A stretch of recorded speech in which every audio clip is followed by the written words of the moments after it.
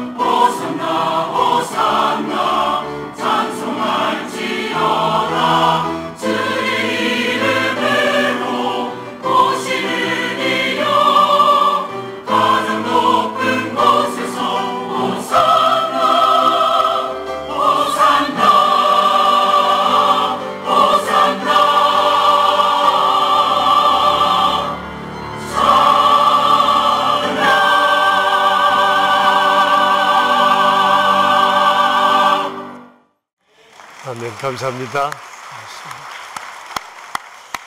오늘 우리에게 주실 하나님 말씀은 사무엘하 7장입니다. 1절부터 17절에 있는 말씀입니다. 본문의 내용을 좀 길게 우리가 읽겠습니다. 사무엘하 7장 1절부터 17절에 있는 말씀입니다. 이제 우리 함께 하나님의 말씀을 받들어 읽겠습니다. 여호와께서 주위의 모든 원수를 무찌르게 하사 왕으로 궁에 평안히 살게 하신 때에 왕이 선지자 나단에게 이르되 볼지어다 나는 백향목 궁에 살거늘 하나님의 궤는 휘장 가운데에 있도다. 나단이 왕께 아뢰되 여호와께서 왕과 함께 계시니 마음에 있는 모든 것을 행하소서 하니라. 그 밤에 여호와의 말씀이 나단에게 임하여 이르시되 가서 내 종 다윗에게 말하기를 여호와께서 이와 같이 말씀하시되 내가 나를 위하여 내가 살 집을 건축하겠느냐. 내가 이스라엘 자손을 애굽에서 인도하여 내던 날부터 오늘까지 집에 살지 아니하고 장막과 성막 안에서 다녔나니 이스라엘 자손과 더불어 다니는 모든 곳에서 내가 내 백성 이스라엘을 먹이라고 명령한 이스라엘 어느 지파들 가운데 하나에게 내가 말하기를 너희가 어찌하여 나를 위하여 백향목집을 건축하지 아니하였느냐고 말하였느냐. 그러므로 이제 내 종 다윗에게 이와 같이 말하라.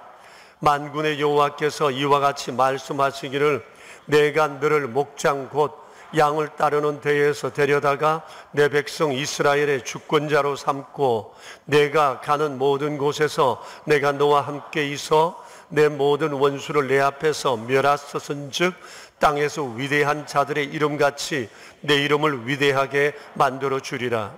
내가 또 내 백성 이스라엘을 위하여 한 곳을 정하여 그를 심고 그를 거주하게 하고 다시 옮기지 못하게 하며 악한 종류로 전과 같이 그들을 해하지 못하게 하여 전에 내가 사사에게 명령하여 내 백성 이스라엘을 다스리던 때와 같지 아니하게 하고 너를 모든 원수에게서 벗어나 편히 쉬게 하리라.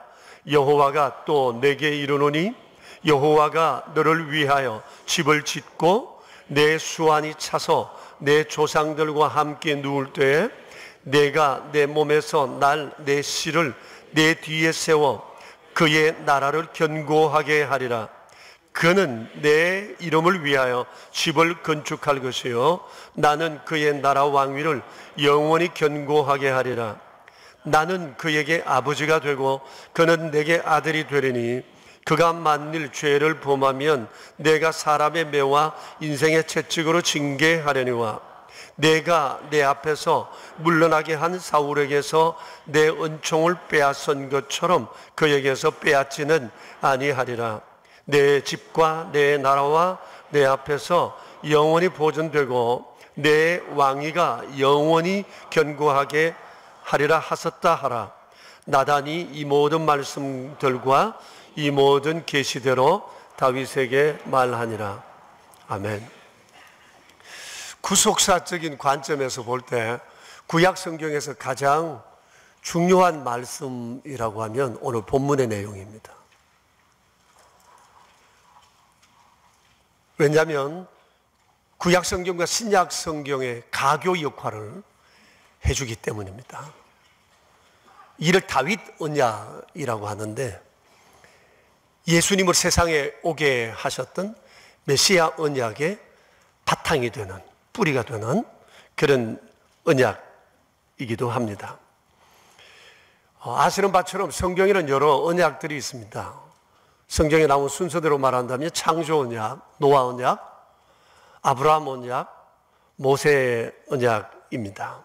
하나님께서 언약을 주신 이유는 하나님의 나라를 이루어가는 하나님의 구원 방편으로 삼기 위해서입니다. 그냥 단순한 언약이 아니라 하나님의 나라를 이루어가는 방편으로서의 도구라고 말할 수가 있습니다. 그런데 이 모든 언약의 결론이 다윗 언약이다, 그런 말씀이에요. 물론 앞에서 말씀드렸던 이 모든 언약들도 메시아 언약의 그림자이기는 하지만 다윗 언약은 바로 메시아 언약의 결정적 요인이 되었다 말할 수가 있습니다. 그러니까 오늘 우리가 읽은 이 본문은 굉장히 중요한, 구약 성경에서 매우 중요한 핵심되는 성경 내용이라고 볼 수 있고 우리 기독신앙의 뿌리와 같은 것이라고 말할 수가 있습니다. 여러분, 뿌리, 이게 중요합니다. 우리 예로부터 자기 뿌리를 모르는 사람을 쌍놈이라 그랬습니다. 이게 우리 기독교의 뿌리입니다. 기독신앙의 뿌리입니다. 그래서 내 신앙의 뿌리가 어디서부터 시작되었는지를 우리가 바르게 아는 것은 매우 중요합니다. 그 결정적인 요인이 뭔지 아는 것은 매우 중요해요. 그래서 오늘 이 시간 우리가 이 다윗 언약을 우리가 자세히 보고 또 이 언약의 깊이와 놀라운 약속에 대한 것을 또 나를 향한 하나님의 약속이라는 것으로 우리가 마음에 받아들이고 믿음으로 응답할 수 있었으면 좋겠습니다. 세 가지 주제로 말씀을 드리겠는데 다윗 언약의 배경에 관해서 말씀을 드리고 그리고 이 언약의 놀라운 내용들에 대해서 말씀을 드리겠습니다. 그리고 이를 통해서 우리가 마음에 새겨야 할 두 가지 사실을 말씀드리려고 합니다. 다윗 언약의 이 배경이 된 내용이 바로 좀 전에 말씀드린 본문이라고 말씀드렸어요.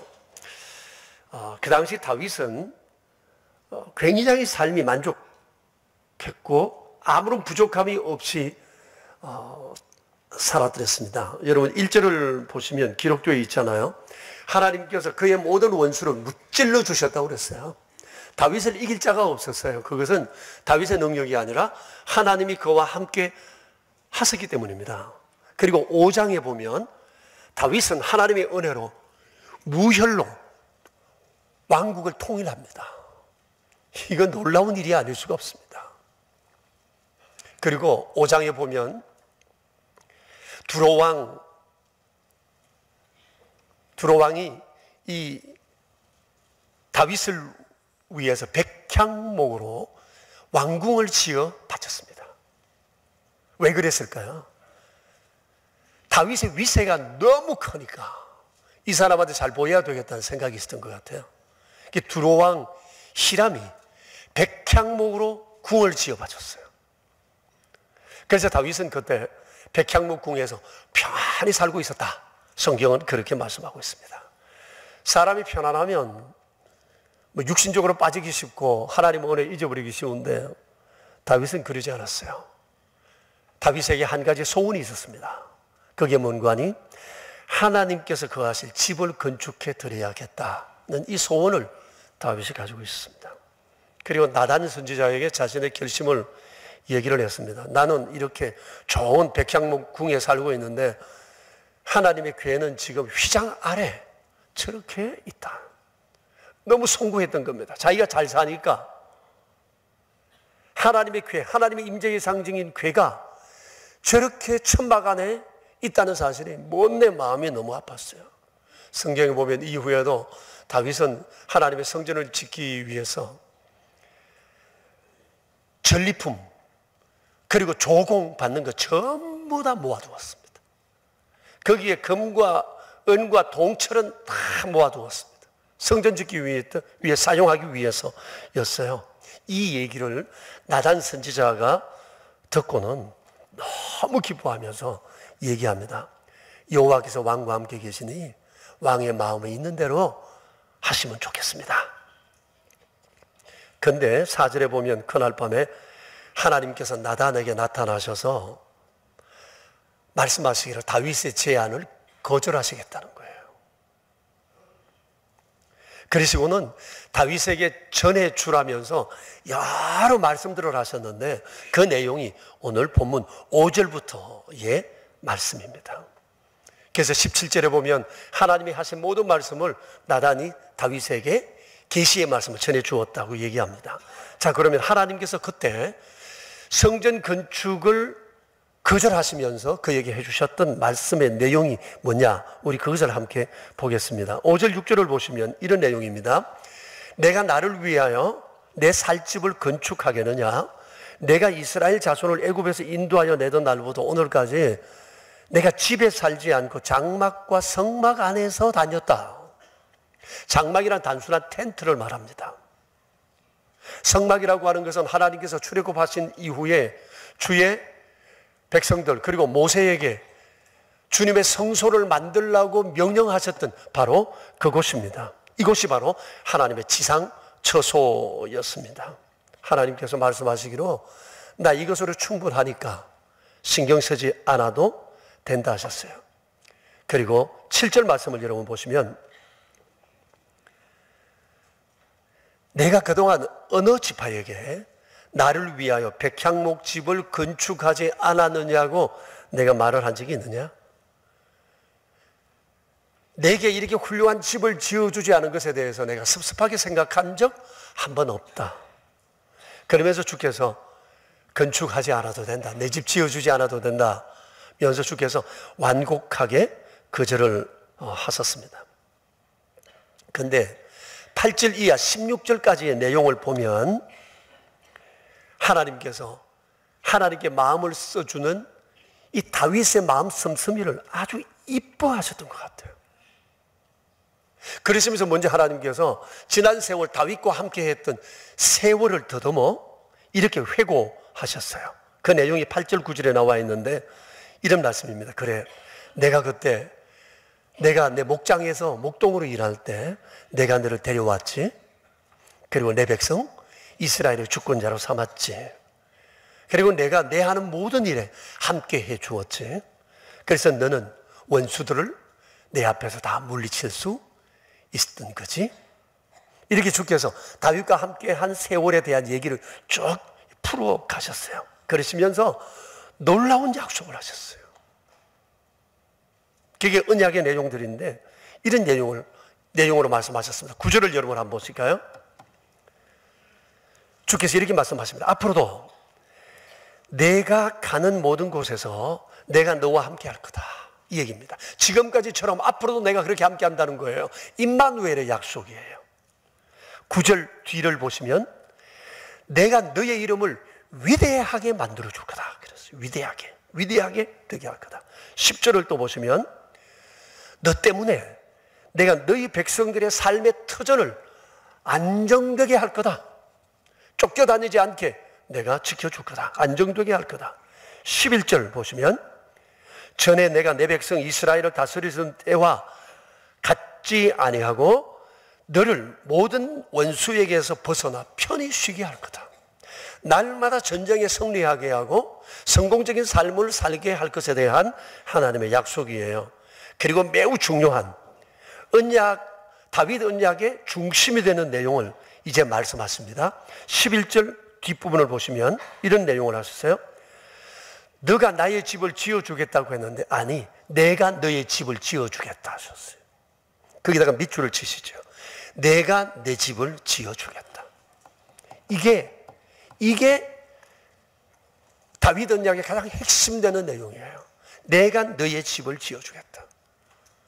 이 집이라는 단어가 함축하고 있는 내용은 너의 가정, 너의 가족, 너의 집, 내가 하는 일, 그리고 너의 왕궁, 너의 왕국, 그리고 너의 나라, 이 모든 것을 포함하는 것이라고 말할 수 있습니다.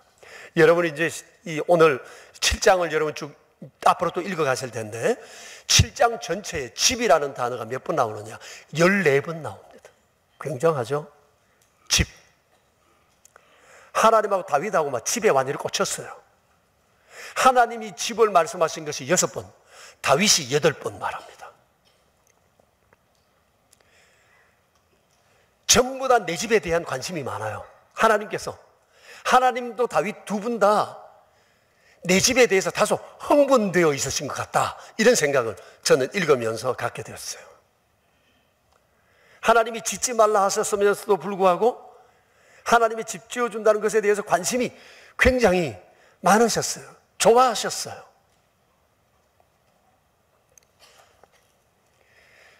한 장의 집이라는 단어가 이렇게 많이 나온다고 하는 것은 하나님과 다윗의 관심이 어디에 있는지에 대해 우리에게 가르쳐 준다고 말할 수 있습니다. 누군들 그렇지 않을까요? 누가 내 집을 지어 한 채로 준다. 흥분되지 않겠어요? 예? 우리 장로님 가운데 한 분이 제주도 가셔가지고 요즘 자기 집을 짓는데 얼마나 크냐고 그래요. 요만큼 크대. 자기 땅에 짓는데 난생 처음이래요. 기분이 어떠냐 물었더니 뭐라 형용할 수가 없대. 내 집을 갔는데 이거 뭐 이까지 느껴보지 못한 감정을 본인이 지금 경험하고 있다 얘기하더라고요. 아무튼 그날 다윗은 하나님의 집을 건축해 드리겠다고 했다가 엄청난 약속을 받았던 것입니다. 하나님께서 다윗의 그 마음 씀씀이를 아주 이쁘게 보셨던 것 같아요. 그리고는 계속해서 하나님께서 약속을 하시는데 12절을 보십시오. 내 자녀와 후손을 세워 나라를 영원히 견고하게 해주겠다 그랬어요. 그리고 13절을 보십시오. 내 아들 솔로몬을 통해서 나를 위해 내 집을 건축하게 할 것이고 그리고 그를 통해 내가 왕조를 창건해 주겠다고 약속을 하셨어요. 그리고 그 왕조는 영원히 견고하리라고 말씀을 하십니다. 여러분 세상에 영원히 견고한 왕조는 이 왕조밖에 없어요. 다윗 왕조밖에 없어요. 세상에 아무리 권세를 잡은 사람도 그 권세가 길게 가지 않습니다. 우리가 우리나라 정치를 보잖아요. 얼마나 변화의 속도가 빠릅니까?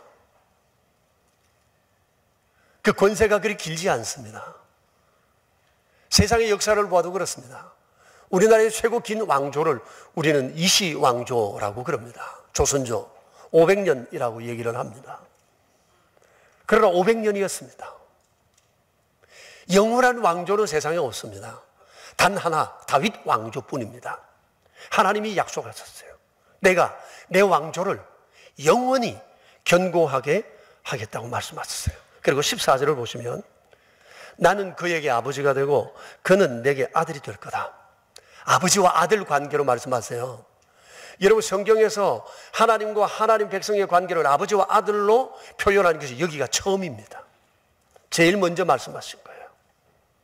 그리고 예수님께서 계속 아버지와 자녀의 관계로, 하나님과 우리의 관계를 말씀하셨습니다.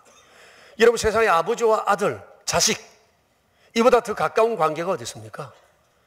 밀접한 관계라는 거예요. 아주 견고한 관계로 맺어 가시겠다는 얘기입니다. 뗄래야 뗄 수 없는, 하나님과 뗄 수 없는 관계가 되게 하겠다는 것을 하나님께서 약속을 하셨어요.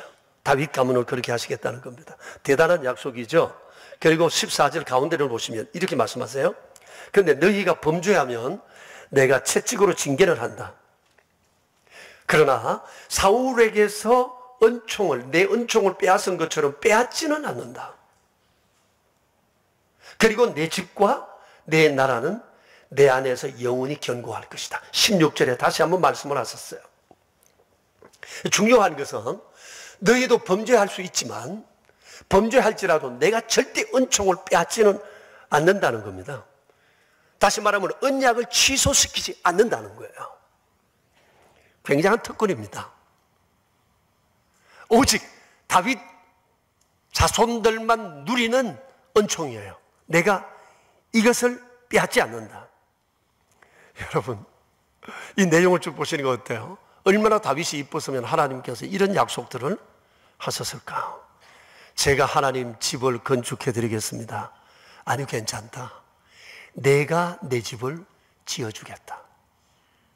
여러분, 정은 본래 오고 가는 겁니다. 이쁜 짓 하면 이쁨을 받고, 이쁨을 받으면 또 이쁜 짓 합니다. 하나님과 우리의 관계도 그렇습니다. 하나님이 우리에게 정을 막 폭삭 부어주셨잖아요.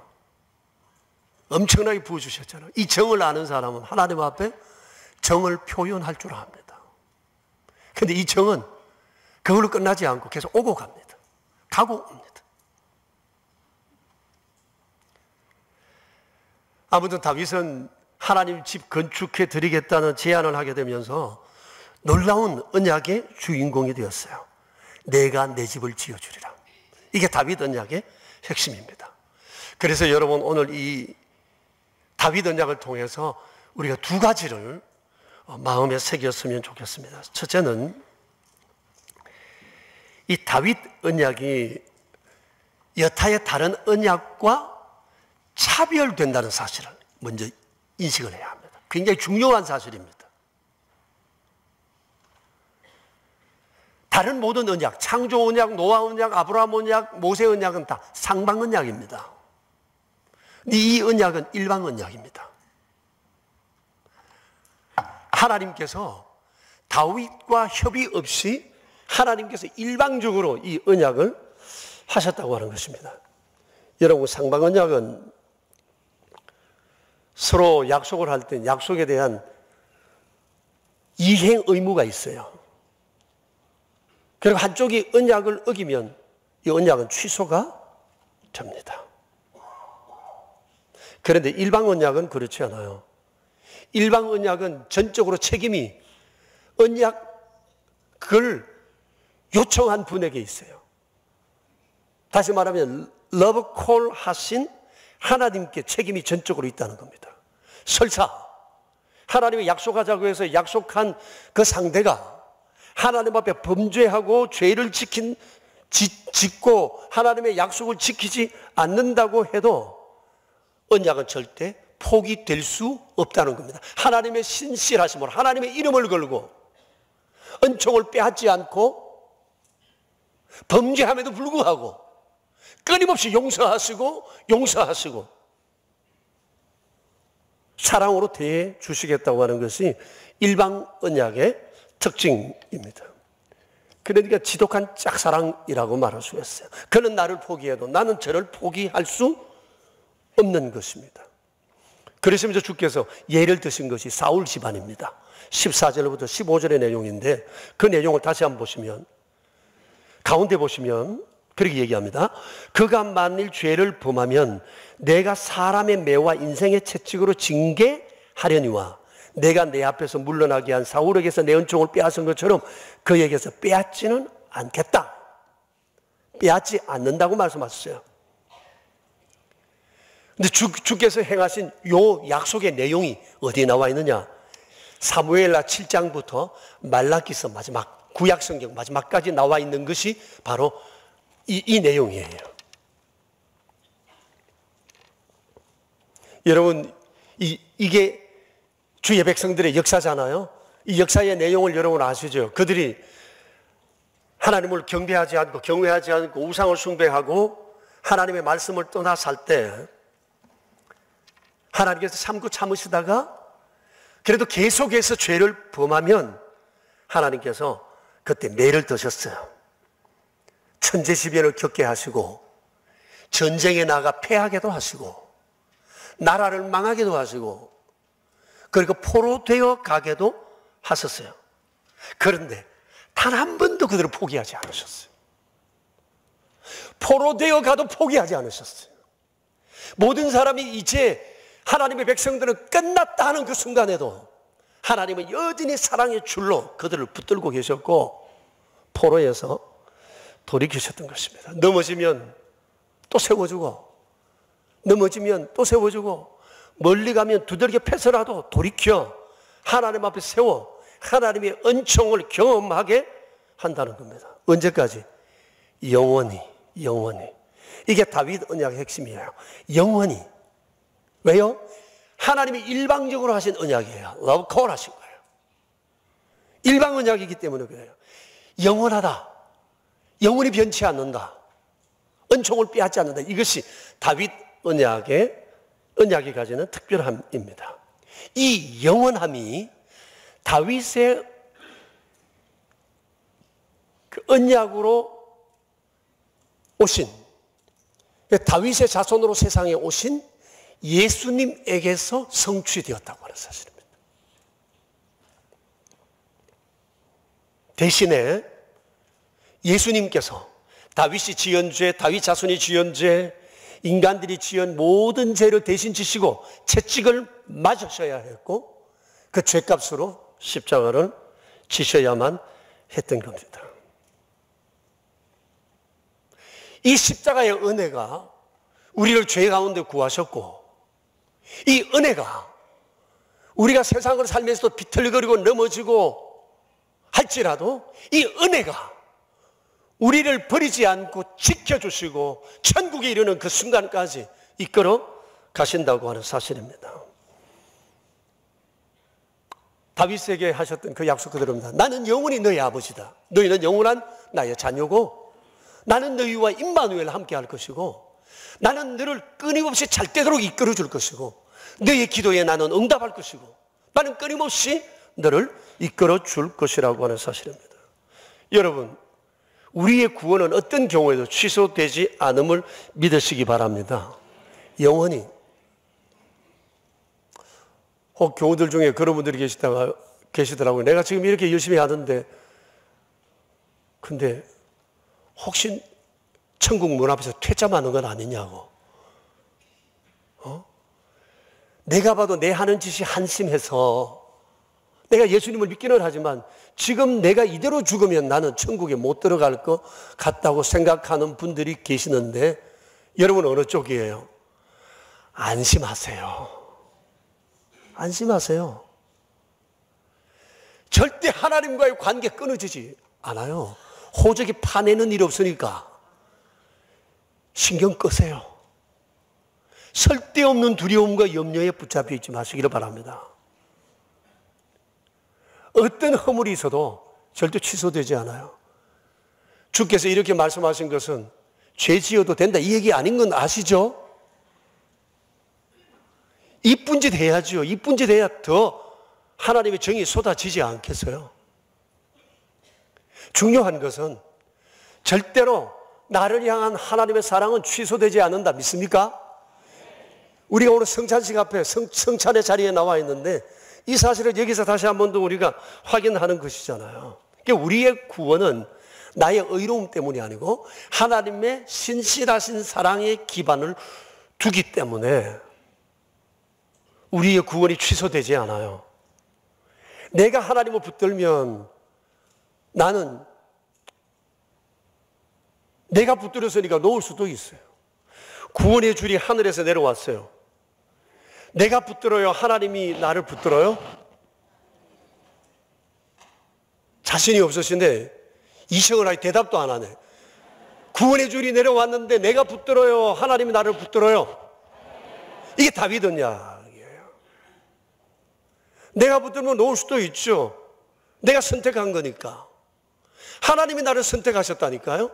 일방언약이에요. 예수 그리스도 안에 우리를 러브콜 하신 거예요. 얼마나 놀라운 은혜인지 몰라요. 이 은총을 우리가 입게 된 것입니다. 여러분, 우린 정말 하나님의 사랑을 무지하게 많이 받은 사람입니다. 천국 가는 그 순간까지 우리는 이 은혜 속에 살 거예요. 얼마나 감사합니까? 그래서 두 번째 다윗 언약을 보면서 생각해 볼 것은 우리도 다윗처럼 좀 이쁜 짓 좀 하며 살자 싶어요. 에? 다윗의 이 마음을 우리 안에 품었으면 좋겠어요. 제가 하나님의 집을 건축해 드리고 싶습니다. 다윗은 이 한마디 했다가 이런 엄청난 언약을 약속받았잖아요. 오늘 성경에는 다윗이 하나님께 집 지어 드리겠다는 얘기를 했지만 다윗의 삶은 집 짓는 뿐만 아니었어요. 지난주에 우리 보지 않았습니까? 사울과 대적해 있을 때 사울에게 창을 들지지 않았던 것도 하나님 생각했기 때문에 그런 거예요. 다윗의 삶의 중심은 하나님밖에 없어요. 항상 하나님 생각, 하나님 원하시는 것, 하나님 거긴. 그래서 늘 그는 주의 말씀을 붙잡았고 하나님을 따라 순종하며 충성하고 헌신하며 살아서요. 평생을 그렇게 살았습니다. 정말 다윗은 하나님 앞에 이쁜 짓 많이 했어요. 성전 건축을 하나님 앞에 해드리겠다고 하는 것도 그전에는 어느 누구도 생각하지 못했던 일이었어요. 다윗이 그런 창조적 제안을 주님 앞에 했던 것이었어요. 그랬더니 주님께서 괜찮다. 나 이대로 충분해. 그러나 그토록 네가 원하니 네 아들을 통해서 내가 받겠다. 그렇게 말씀하셨어요. 하나님과 다윗 사이에는 평생 정이 오고 갔습니다. 하나님과 우리 사이에도 이런 정이 좀 오고 갔으면 좋겠어요. 구원받은 것으로만 만족하는 것이 아니라 평생 살아가면서 하나님의 정을 맛보며 누리며 정으로 반응하고 정을 또 받고 이 반응이 우리에게 있어야 할 거다. 하나님은 지금 우리 명선 교인들에게 과제를 주셨어요. 의무와 비전센터 건축입니다. 우리가 다른 것도 다 잘하지만 지금 우리의 삶의 과제는 의무와 비전센터, 하나님의 집을 지어 주께 드리는 이 일입니다. 우리가 주 앞에 드려야 할, 정을 내어야 할 일 가운데 하나예요. 사실은 어떤 사람은 예수님을 믿지만 평생 성전 건축에 한 번도 참석하지 못하고 살다 가는 사람도 있습니다. 그러나 하나님은 우리에게 하나님의 집 건축하는 일에 이번에 좋은 기회를 주셨습니다. 저는 우리를 향한 특별한 계획이라고 생각합니다. 우리가 계획한 것이 아니라 하나님이 계획하셔서 하라고 우리에게 던져주신 거예요. 그전에 끊임없이 성전 건축에 대한 요청들이 있었지만 저는 제가 안 할 줄 알았어요.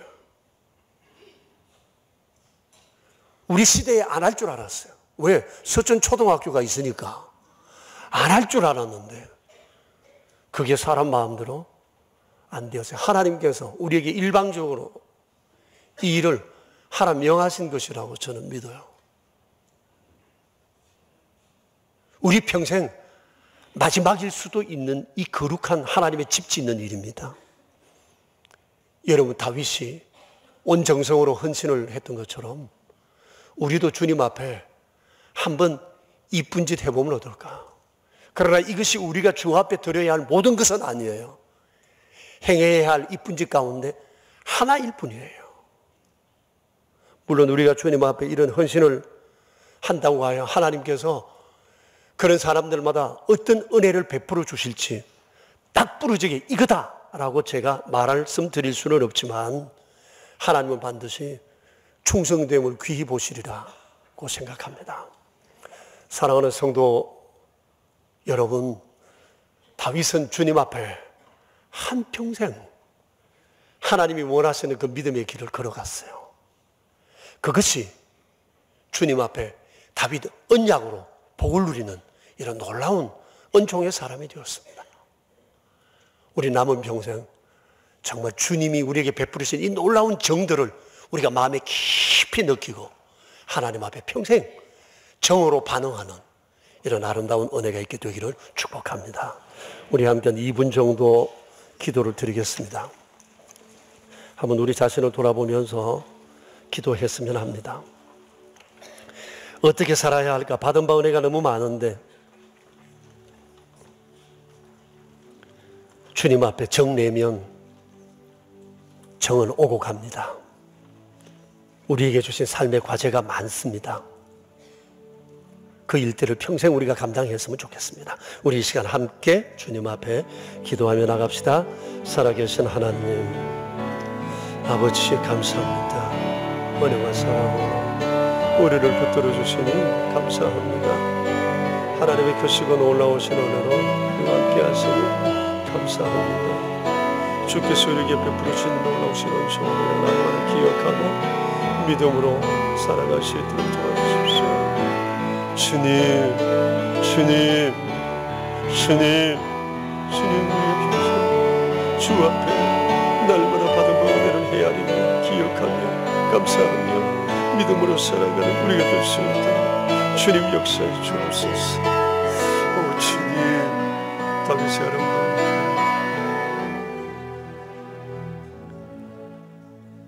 아름다운 사람 다윗,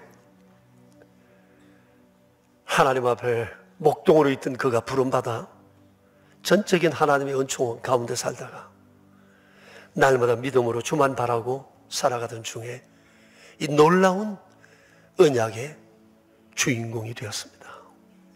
다윗의 자손으로 오신 주 예수님께서 다윗의 언약을 완성하시고 우리에게 영원한 생명과 임마누엘의 복을 허락해 주셨습니다.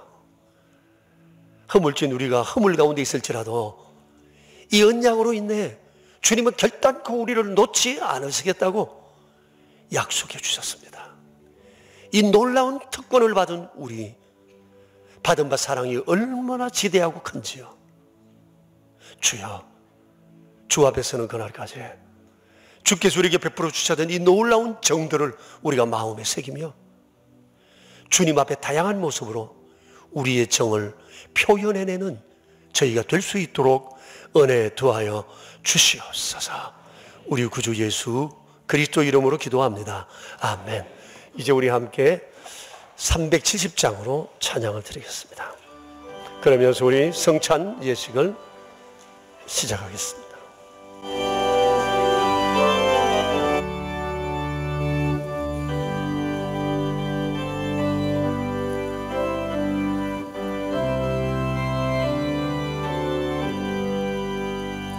주 안에 있는 나의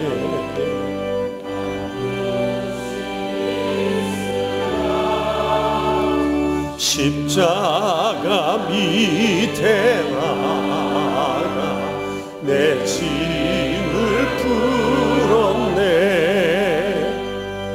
주님을 찬송하면서 할렐루야 할렐루야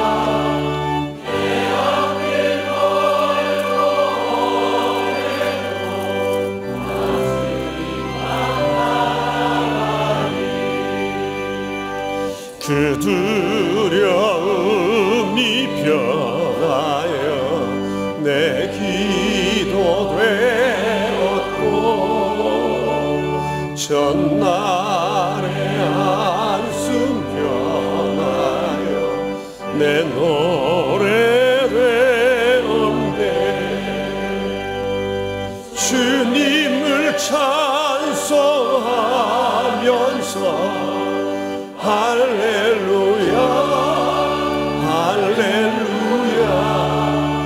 내 앞길 멀고 험해도 나 주님만 따라가리. 내 주는 자비하셔서 늘 함께 계시고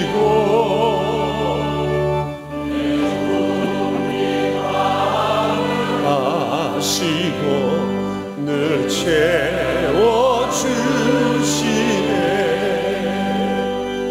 주님을 찬송하면서 할렐루야 할렐루야. 내 앞길 멀고 험해도 나 주님만 따라가리. 내 주와 맺은 언약을 영불변하시니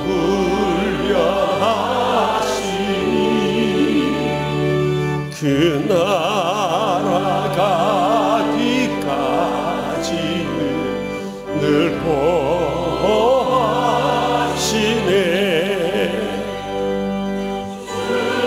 늘 찬송하면서 할렐루야 할렐루야. 내 앞길 멀고 험해도 나 주님만 따라가리. 성찬 제정의 말씀을 제가 받드리겠습니다. 그들이 먹을 때 예수께서 떡을 가지사 축복하시고 떼어 제자들에게 주시며 이르시되 받아서 먹으라 이것은 내 몸이니라 하시고 또 잔을 가지사 감사기도 하시고 그들에게 주시며 이르시되 너희가 이것을 마시라 이것은 죄 사함을 얻게 하려고 많은 사람을 위하여 흘리는 바 나의 피 곧 언약의 피니라. 언약이라는 말씀을 우리가 마음에 새깁시다. 십자가로 세우신 이 언약, 이 새 언약은 다윗의 언약에 기초를 하고 있습니다. 주님이 그때 이 언약을 어떻게 이루어 가실지에 대해 언약의 속성에 대해서 말씀하셨습니다. 영원하다, 함께한다, 떠나지 않는다, 빼앗지 않는다, 채워준다. 우리가 감당할 수 없을 만큼 많은 언약을 약속하셨습니다. 여러분, 우리가 그것을 재차 확인하고 감사하고 마음에 새기는 이 성찬의 자리에 있습니다. 오늘 이 성찬을 받으면서 주의 은혜를 기억할 뿐만 아니라 하나님께서 내게 베푸신 이 아름다운 정도를 나는 어떻게 정으로 표현할까, 그것을 우리 마음에 새기면서 여기 함께 하시기를 바랍니다. 잡히시던 날 밤에 떡을 가지사 축사하시고 떼어주시며 말씀하셨습니다. 받아서 먹으라. 이것은 너희를 위한 나의 몸이니라 하셨습니다. 식후에 또한 주님은 잔을 가지사 축사하시고 받아서 다 마셔라. 너희를 위한 나의 피 곧 언약의 피다 하셨습니다. 기도하겠습니다. 주님의 은혜로 우리가 살았습니다. 앞으로도 살 것입니다. 영원히 살 것입니다. 주님의 은혜가 이 세상 사는 날 동안 저희를 지켜주실 것입니다. 그 은혜가 나를 복되게 할 것입니다. 이 사실을 확인하는 이 성찬의 자리에 저희가 모였습니다. 주여, 다시 한번 주의 은혜를 마음속 깊이 새기는 은총의 자리가 되게 하시고 내가 언약의 백성이 되었다는 이 사실, 이 감격으로 세상을 힘있게 살아갈 저희 되게 하옵소서. 주님과 저희가 이미 하나 되었음을 다시 한번 더 경험하는 복된 자리 되게 하옵소서. 예수님의 이름으로 기도드립니다. 아멘.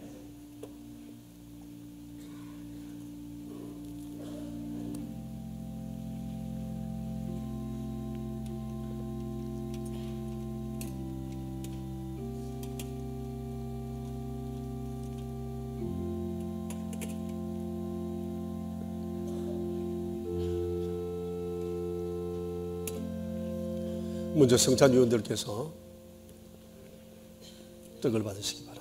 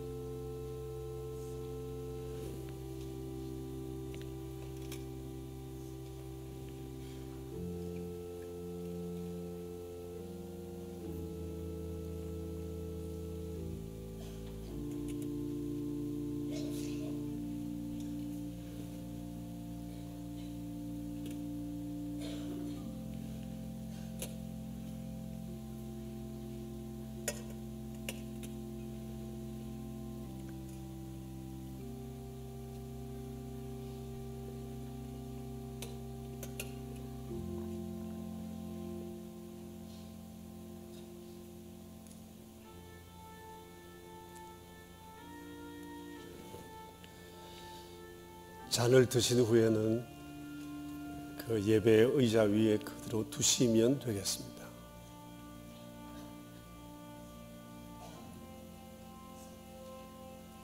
교회에서는 떡을 나누는 위원들로, 여성 권사님들은 또 잔을 나누시는 분들로, 우리 남성 한종 직분자들로 세웠습니다. 이제 분병위원들 나오셔서 떡을 가져 나누시기 바랍니다. 떡을 받으신 후에 잔을 받으시기 바랍니다.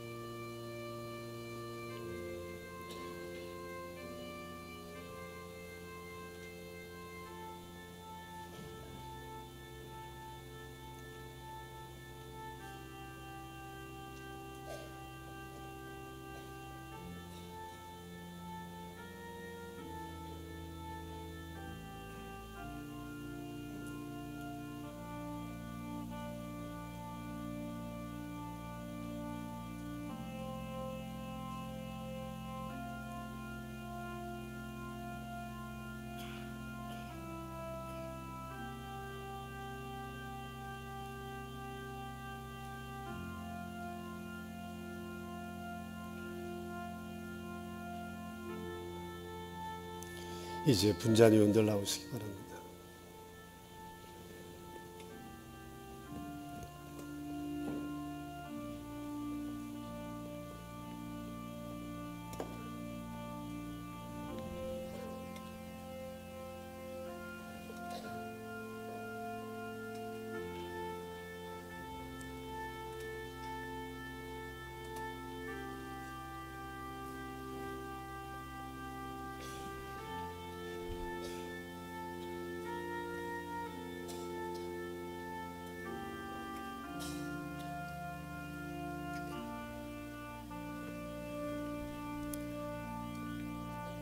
성찬찬을 쟁반을 받으신 분들은 뒤로 받으시고 돌리시기 바랍니다.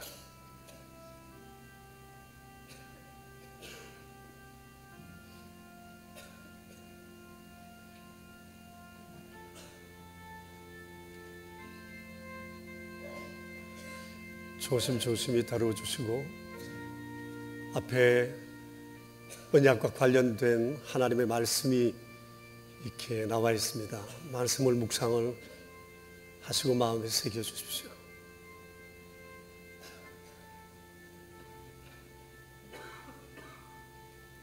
세례를 받으신 분들께서는 성찬에 꼭 참여하십시오. 내가 허물이 있어 나는 자격이 없다 말하지 마십시오. 그 자격은 이미 예수님께서 십자가에서 부여하신 것입니다. 자신의 의로움을 드러내지 마십시오. 허물이 있기 때문에 받으셔야 하고 주의 은혜를 다시 한번 경험하셔야 합니다. 우리 가운데 어느 누구도 구원받을 만한 자격이 있는 자는 없습니다. 일방적인 하나님의 러브 콜이 우리를 살리신 겁니다. 거룩한 은혜를 우리 마음에 깊이 새길 수 있어야 합니다. 내가 애굽 땅을 칠 때에 그 피가 너희가 사는 집에 있어서 너희를 위하여 표적이 될지라. 내가 피를 볼 때에 너희를 넘어가리니 재앙이 너희에게 내려 멸하지 아니하리라.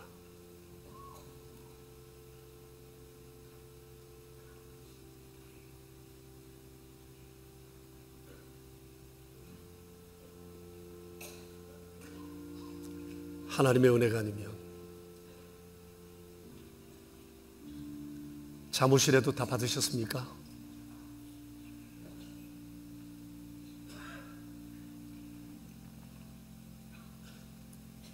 오정 자물쇠라도 받으셨습니까?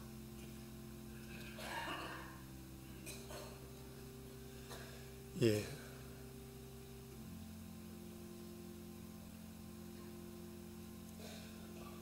혹시 세례를 받으셨는데 떡과 잔을 받지 못하신 분들이 혹시 계시면 손을 들어 표해 주시겠습니까?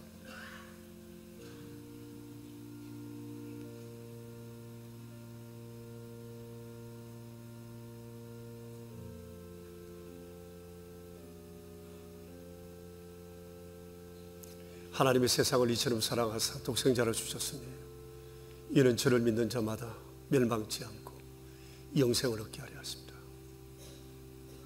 예수께서 이르시되 나는 생명의 떡이니 내게 오는 자는 결코 줄이지 아니할 터이요 나를 믿는 자는 영원히 목마르지 아니하리라.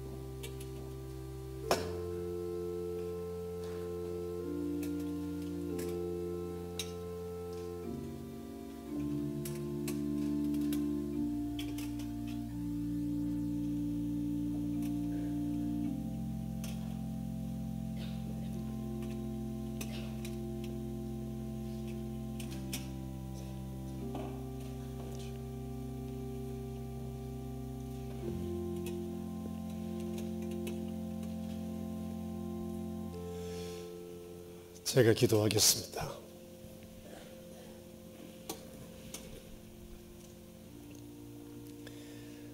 생각하면 생각할수록 하나님의 은혜 감사합니다.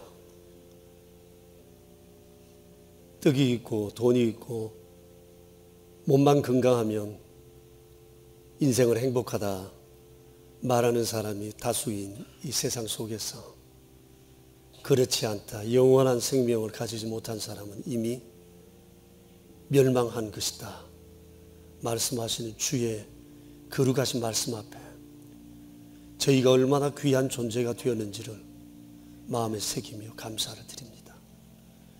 주여, 이제 남은 평생 이 은혜를 기억하며 살아가는 저희 되고 다윗을 향하여 한없이 정을 내신 자비로우신 주님, 하나님을 향하여 온 마음을 바쳐 따랐던 다윗의 아름다운 신앙의 정, 이제 우리 안에도 있게 하셔서 하나님의 사랑 가운데 살아가는 즐거움을 평생토록 경험하며 사는 저희 되게 하옵소서.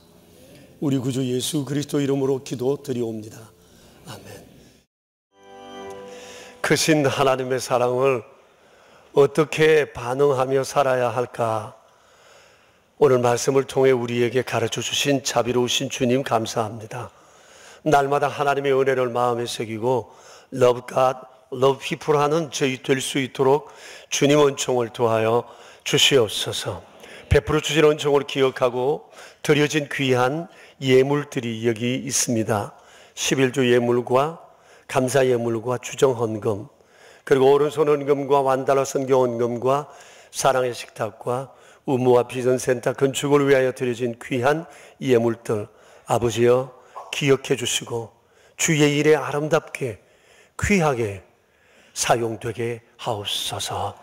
우리 구주 예수 그리스도 이름으로 기도드리오며 이제는 길이요 진리요 생명이시며 우리의 언약의 구주이신 예수님의 크신 은혜와 이 죄인들에게 일방적으로 사랑을 베푸시어 택하여 주신 아버지 하나님의 그 크신 사랑하심과 허물쯤에도 불구하고 여전히 세워 주님을 바라보게 하시고 믿음이 길 걷도록 우리를 이끄시고 견인하시는 성령님의 교통하심이 모인 저희 무리들과 명선의 모든 가족들과 주님의 몸 되신 교회 위에 이제로부터 영원히 함께 계시옵기를 간절히 축원하옵나이다. 아멘.